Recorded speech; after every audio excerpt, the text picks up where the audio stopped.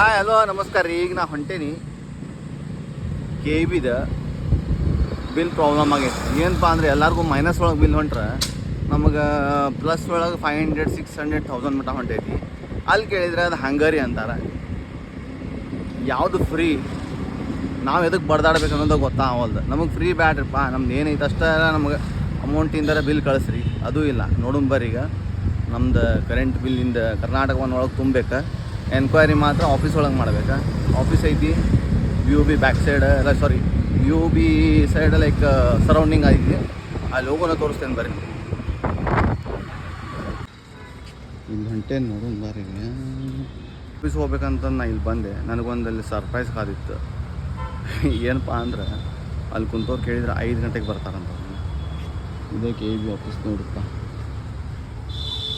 ಇದ್ರದ್ದೇನು board ಇಲ್ಲ, ಗೀರ್ಡ್ ಇಲ್ಲ, board Alike ಹೋಗೈತಿ. ಇದೇ ಕೆ ಇ ಬಿ ಆಫೀಸ್.